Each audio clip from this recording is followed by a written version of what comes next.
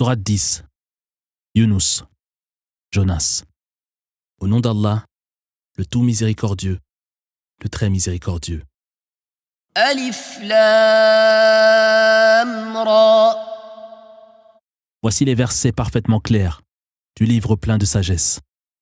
Est-il si étonnant pour les hommes que nous ayons révélé à l'un d'entre eux de les mettre en garde contre notre châtiment et d'annoncer aux croyants que la digne récompense de leurs œuvres les attend auprès de leur Seigneur?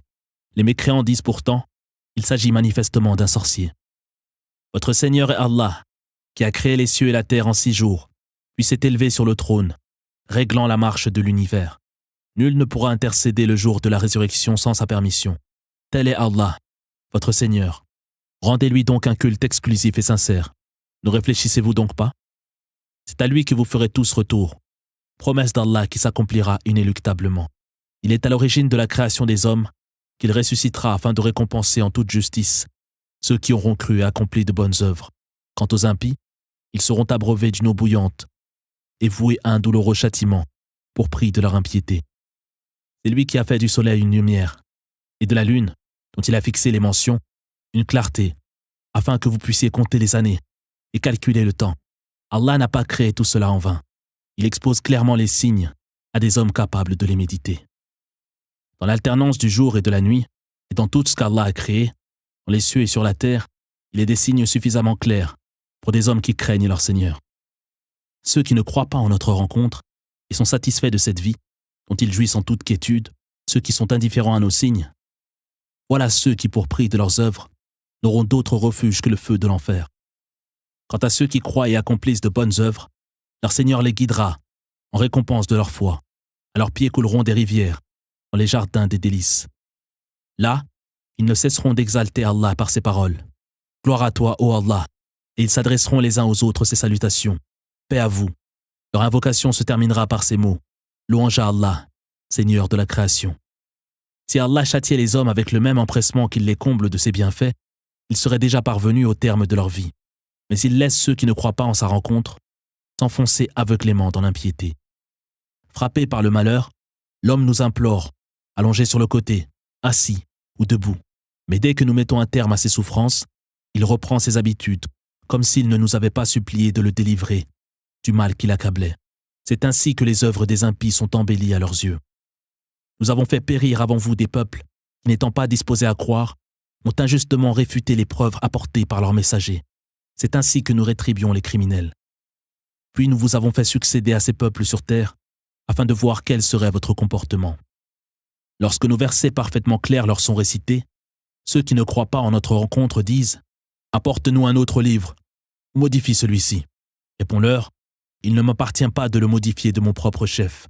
Je ne fais que me conformer à ce qui m'est révélé. Je redoute, si je désobéis à mon Seigneur, de subir le châtiment d'un jour terrible. » Dis-leur encore, si Allah avait voulu, je ne vous l'aurais pas récité, et lui-même ne vous l'aurait pas fait connaître. J'ai pourtant vécu parmi vous de longues années avant sa révélation. Êtes-vous donc dépourvus de toute raison?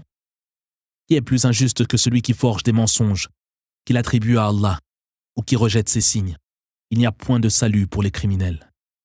Ils adorent en dehors d'Allah des divinités qui ne peuvent ni leur nuire, ni leur être utiles, prétendant que celles-ci sont leurs intercesseurs auprès d'Allah. Dis-leur, auriez-vous la prétention d'apprendre à Allah ce dont il ignorait jusqu'ici l'existence dans les cieux et sur la terre? Gloire à lui, il est bien au-dessus de ces divinités qui lui associent. Les hommes ne professaient à l'origine qu'une seule religion, avant que des divergences n'apparaissent entre eux. Sans un décret préalable de ton Seigneur, leurs différends auraient déjà été tranchés. Ils disent, si seulement son Seigneur lui permettait d'accomplir des miracles. Réponds-leur, les miracles relèvent du mystère dont Allah seul a connaissance. Attendez donc, je suis avec vous parmi ceux qui attendent. Lorsque par un effet de notre grâce, nous délivrons les hommes du mal qui les accable, ils s'empressent de renier et de railler nos signes. Dis, le châtiment d'Allah est plus prompt encore. Nos envoyés consignent chacun de vos agissements. C'est lui qui vous permet de vous déplacer sur terre et en mer, à bord d'embarcations poussées par des vents favorables, qui font votre joie. Qu'une tempête se déchaîne contre leurs occupants, et voilà que, cernés de toutes parts par les vagues et persuadés que leur fin est proche, ils implorent Allah seul. Si tu nous délivres de ce péril, nous saurons nous montrer reconnaissants. Mais une fois sains et saufs, les voilà qu'ils se livrent sur terre à toutes les iniquités, Ô hommes, vous seuls subirez les conséquences de vos injustices. Vous jouirez quelque temps de cette vie, puis c'est à nous que vous ferez retour. Nous vous rappellerons alors vos œuvres. Cette vie est aussi éphémère que ces plantes, dont se nourrissent les hommes et les bestiaux, qui s'enchevêtrent et se gorgent d'eau, dans un champ arrosé par la pluie, que nous faisons descendre du ciel. Lorsque cette terre est embellie, revêtant ses plus belles parures, et que ses propriétaires croient pouvoir disposer de ses fruits, notre arrêt est prononcé de jour ou de nuit. Nous en faisons un champ entièrement fauché, comme s'il n'avait jamais été cultivé. C'est ainsi que nous proposons des paraboles à des gens capables de les méditer. Allah invite tous les hommes à la demeure du salut, mais guide qui il veut vers le droit chemin. À ceux qui auront bien agi est réservée la plus belle récompense, et plus encore. Leurs visages ne seront ni assombris, ni couverts d'opprobre. Voilà ceux qui sont promis au paradis, où ils demeureront pour l'éternité. Quant à ceux qui auront mal agi, ils seront punis à hauteur du mal qu'ils auront commis. Ils seront couverts d'opprobre, sans que nul ne puisse les protéger d'Allah, et leurs visages seront assombris, comme s'ils étaient recouverts des ténèbres de la nuit.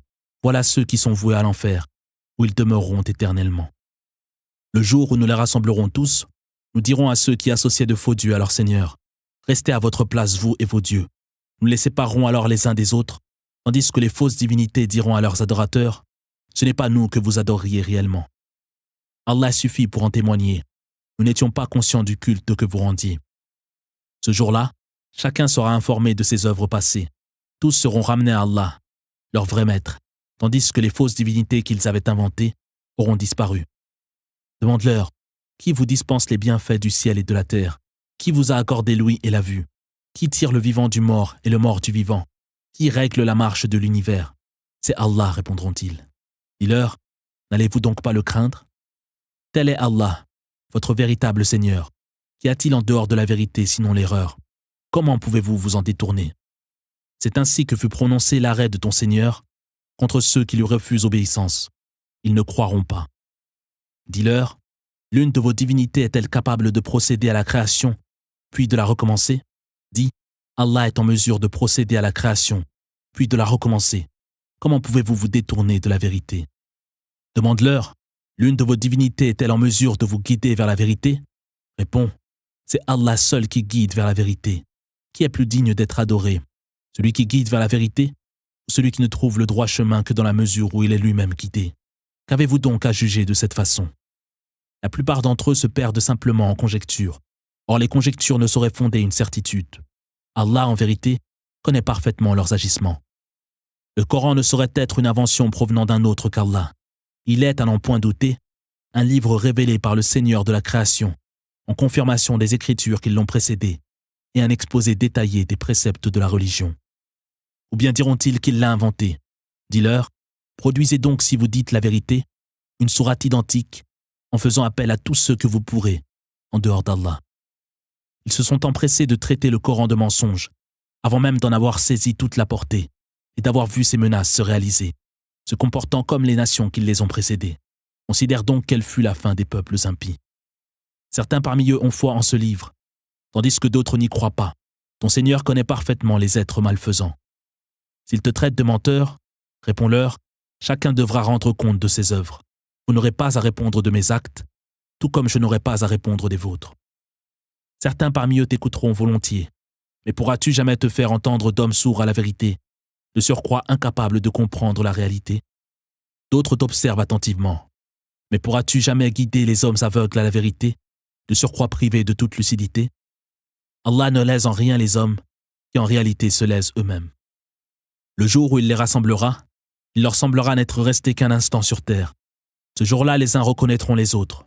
Ceux qui niaient la rencontre d'Allah auront perdu leurs âmes pour s'être détournés de sa voie. Que nous leur infligions de ton vivant une partie du châtiment dont nous les menaçons, ou que nous reprenions toute âme avant cela, c'est à nous qu'ils feront retour. Allah sera alors témoin de leurs agissements. À chaque peuple fut suscité un messager, en présence duquel il sera jugé dans l'au-delà, en toute équité, sans que nul ne soit lésé. Il demande, quand donc cette menace sera mise à exécution, si vous dites la vérité? Réponds-leur, je ne peux repousser un mal ou obtenir un bien pour moi-même que si Allah le veut. À chaque peuple impie est fixé un terme, qu'il ne saurait lorsque son heure arrive, ni reculer un seul instant, ni avancer. Dis-leur, Et si son châtiment devait vous surprendre de nuit ou en plein jour, qu'est-ce qui peut bien pousser les criminels à vouloir en hâter la venue? Est-ce seulement au moment où le châtiment s'abattra sur vous que vous y croirez? Est-ce maintenant que vous y croyez, alors qu'autrefois vous vouliez en hâter l'arrivée? Leur sera-t-il lancé? Puis il sera dit aux hommes et aux femmes qui furent injustes envers eux-mêmes, goûtez les tourments éternels. Recevrez-vous une autre rétribution que celle méritée de vos œuvres? Il t'interroge, est-ce bien la vérité? Dis oui par mon Seigneur, c'est la pure vérité. Vous ne saurez vous soustraire à la volonté d'Allah. Si chaque être ayant vécu dans l'impiété possédait tous les trésors de la terre, il les offrirait sans hésiter pour se racheter. À la vue du châtiment, les mécréants dissimuleront leurs regrets. Ils seront jugés en toute équité, sans être lésés. C'est à Allah en vérité qu'appartient tout ce qui se trouve dans les cieux et sur la terre. La promesse d'Allah s'accomplira inéluctablement, et la plupart des hommes n'en sont pas conscients. C'est lui qui donne la vie et la mort, et c'est à lui que vous serez tous ramenés. Ô homme, un livre vous a été apporté de la part de votre Seigneur, par lequel il vous exhorte à renoncer au péché et guérit le mal qui ronge vos cœurs. Il est un guide et une miséricorde pour les croyants. Dis qu'ils se réjouissent donc de la grâce et de la miséricorde d'Allah, dont bien plus précieux que toutes les richesses qu'ils pourraient amasser. Dis-leur, que dites-vous de ces nourritures qu'Allah a créées pour vous, mais dont vous avez frappé une partie d'interdit, tout en considérant le reste comme permis? Dis, est-ce Allah qui vous a autorisé à agir ainsi? Ou bien forgez-vous des mensonges que vous attribuez à Allah? Que pensent ceux qui mentent sur Allah qu'il sera fait d'eux, le jour de la résurrection? Allah en vérité est toute bonté envers les hommes, mais la plupart d'entre eux ne sont pas reconnaissants. Tu ne vaqueras à aucune de tes occupations, tu ne réciteras aucun passage du Coran, et vous n'accomplirez aucune œuvre, sans que nous n'en soyons témoins, au moment même où vous l'entreprendrez. Rien sur terre ou dans le ciel n'échappe à ton Seigneur, pas même l'équivalent d'un grain de poussière, ni même quelque chose d'inférieur. Il n'est rien qui ne soit consigné dans un livre parfaitement clair. Les fidèles serviteurs d'Allah seront en vérité préservés de toute crainte et de toute affliction. Ce sont eux qui aujourd'hui croient en leur Seigneur et se préservent du péché. Une heureuse annonce leur sera faite ici-bas et dans l'au-delà. La promesse d'Allah ne saura être trahie. Voilà le bonheur suprême. Que leurs paroles ne t'affligent pas. Il n'est de puissance qu'en Allah, qui entend tout et sait tout. Allah en vérité est le maître de tous les êtres qui peuplent les cieux et la terre. Quelle voie suivent donc ceux qui invoquent de fausses divinités en dehors d'Allah? Ils ne font que suivre la voie du mensonge et se perdre en conjectures. C'est lui qui a établi l'obscurité de la nuit pour votre repos et la lumière du jour pour vos activités. Voilà des signes suffisamment clairs pour des hommes disposés à entendre la vérité. Ils prétendent qu'Allah s'est donné un enfant. Gloire à lui. Il peut se passer de toute la création. Lui qui possède tout ce qui se trouve dans les cieux et sur la terre. Vous n'avez d'ailleurs aucune preuve à l'appui de vos allégations. Attribuez-vous à Allah ce dont vous n'avez aucune connaissance? Dis, ceux qui forgent des mensonges sur Allah sont voués à la perdition. Ils jouiront quelque temps de cette vie, puis c'est à nous qu'ils feront retour. Nous les soumettrons alors pour prix de leur impiété à d'affreux tourments. Relate-leur l'histoire de Noé, qui dit un jour à son peuple, « Mon peuple, si ma présence parmi vous et mes exhortations vous sont devenues insupportables, alors sachez que c'est à Allah que je m'en remets. Décidez donc de la manière dont vous et vos divinités devez agir, sans dissimuler vos intentions, puis passez à l'action, sans m'accorder le moindre sursis. Si vous vous détournez, sachez que je ne vous ai réclamé aucun salaire. Celui-ci incombe uniquement à Allah, et qu'il m'a été ordonné d'être de ceux qui se soumettent à sa volonté. » Mais ils le traitèrent d'imposteur. Nous avons alors sauvé dans l'arche Noé et ses compagnons, dont nous avons fait les seuls survivants, après avoir englouti sous le déluge tous ceux qui avaient renié nos signes. Considère donc la fin de ceux qui pourtant avaient été avertis. Nous avons après lui envoyé à leurs peuples respectifs d'autres messagers qui leur ont apporté toutes les preuves de l'authenticité de leur mission. Mais ces gens ne pouvaient accepter la vérité qu'ils avaient dès le début rejetée. C'est ainsi que nous apposons un sceau sur les cœurs des impies. À la suite de ces messagers, nous avons envoyé Moïse et Aaron à Pharaon et au grand d'Égypte qui, par orgueil, renièrent les miracles qu'ils produisirent sous leurs yeux et se comportèrent en criminels. Devant les miracles réalisés sous leurs yeux par notre volonté, ils dirent « Ce n'est là de toute évidence que pure magie. » Moïse répliqua « Décrivez-vous ces miracles produits sous vos yeux comme de la magie? Comment pourrait-il s'agir de magie, alors que je sais parfaitement que les magiciens courent à leur perte ?» Ils dirent « Es-tu venu pour nous détourner du culte que nous avons hérité de nos ancêtres, et pour vous arroger tous deux l'autorité dans le pays? Jamais nous ne vous croirons. » Pharaon ordonna « Faites venir ce que le pays compte d'habiles magiciens. » Les magiciens s'étant présentés, Moïse leur dit « Jetez votre sort ». Lorsqu'ils eurent produit leurs artifices, Moïse dit « Ce que vous venez de réaliser n'est que de la magie, dont Allah annulera certainement les effets. Allah ne laisse jamais prospérer l'œuvre des malfaisants, mais décrète toujours le triomphe de la vérité, n'en déplaise aux criminels. » Seule une partie des enfants de son peuple crurent en la mission de Moïse, tout en redoutant les persécutions de Pharaon et de leurs notables. Pharaon était un tyran plein d'orgueil et porté aux excès. Moïse dit « Mon peuple, si vous croyez réellement en Allah et si vous lui êtes réellement soumis, alors placez votre confiance en lui. » Ils répondirent « Nous nous en remettons entièrement à Allah. Ne nous place pas, Seigneur, sous le pouvoir des mécréants, car il mettrait notre foi à l'épreuve. Veuille par un effet de ta miséricorde nous délivrer de ce peuple impie. Nous avons révélé à Moïse et son frère, faites dresser en Égypte pour votre peuple des tentes orientées vers la direction de la prière, que vous accomplirez assidûment, et faites heureuse annonce aux croyants. » Moïse implora, « Seigneur, tu as entouré Pharaon et les grands d'Égypte de faste, et les as comblés de richesses ici-bas. Mais voilà, Seigneur, qu'il les emploie pour détourner les hommes de ta voie. Veuille, Seigneur, anéantir leurs biens et endurcir leur cœur, de sorte qu'ils ne croient qu'à la vue du douloureux châtiment qui les attend. » Allah dit, « Votre prière est exaucée. Poursuivez patiemment votre mission, en vous gardant de suivre la voie des ignorants. Nous avons fait traverser la mer aux fils d'Israël, suivis par Pharaon et son armée, qui, poussés par leur haine et leur iniquité, s'étaient lancés à leur poursuite. Sur le point d'être engloutis, Pharaon dit, « Je reconnais qu'il n'est d'autre Dieu que celui auquel croient les fils d'Israël, et je suis de ceux qui lui sont soumis. Et maintenant que tu crois, toi qu'il n'y a pas si longtemps désobéissais à nos commandements et te comportais en être malfaisant, par notre volonté, la mer rejettera aujourd'hui ton corps sans vie, afin que tu serves d'exemple aux générations futures. Nombre d'hommes restent cependant indifférents à nos signes. Nous avons alors établi les fils d'Israël sur une terre bénie, et les avons pourvus des nourritures les plus pures. Ils ne se sont ensuite opposés qu'après avoir reçu la science. Ton Seigneur ne manquera pas le jour de la résurrection de trancher leurs différends. Si tu éprouves quelque doute au sujet de ce que nous t'avons révélé, interroge ceux qui avant toi ont étudié les Écritures. Ceci est assurément la vérité, émanant de ton Seigneur. Ne sois donc pas de ceux qui en doutent. Ne sois pas de ceux qui rejettent les signes d'Allah, car tu courrais ainsi à ta perte. Quant à ceux contre lesquels l'arrêt de ton Seigneur a été prononcé, ils ne croiront pas. Même si tous les signes étaient produits sous leurs yeux, tant qu'ils ne verront pas le châtiment douloureux. Si seulement une seule cité parmi celles qui furent exterminées pour leur impiété avait pu être sauvée par sa foi, au moment où le châtiment allait l'emporter, comme le fut le peuple de Jonas, auquel nous avons épargné un châtiment humiliant, lorsqu'il proclama sa foi, le laissant jouir quelque temps de la vie. Si ton Seigneur l'avait voulu, tous les habitants de la terre auraient embrassé la foi. Est-ce à toi de contraindre les hommes à devenir croyants? En vérité, il n'est donné à personne de croire, si ce n'est par la volonté d'Allah, qui infligera son châtiment à ceux qui s'obstinent à ne pas comprendre. Dis, méditez les signes qui se trouvent dans les cieux et sur la terre, mais les signes et les avertissements restent sans effet sur des gens si peu disposés à croire. Qu'attendent-ils sinon de subir le sort des peuples qui ont vécu avant eux? Dis, attendez donc, je suis avec vous parmi ceux qui attendent. Nous sauverons alors nos messagers et ceux qui ont la foi. Nous nous faisons toujours un devoir de sauver les croyants. Dis, ô hommes, si vous doutez de ma religion, sachez que je n'adore pas les fausses divinités que vous vénérez en dehors d'Allah, mais bien Allah qui un jour reprendra vos âmes.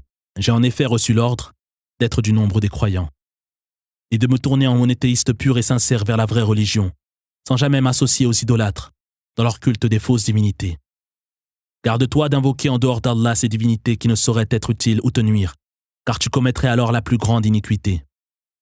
Si Allah t'afflige d'un mal, nul autre que lui ne saurait t'en délivrer, et s'il te veut quelque bien, nul ne saurait te priver de ses faveurs, qu'il accorde à qui il veut parmi ses serviteurs, lui le très clément, le très miséricordieux.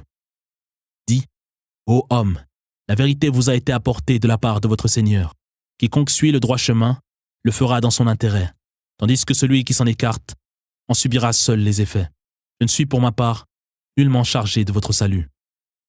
Conforme-toi donc patiemment aux enseignements qui te sont révélés, en attendant qu'Allah, le plus équitable des juges, rende son jugement.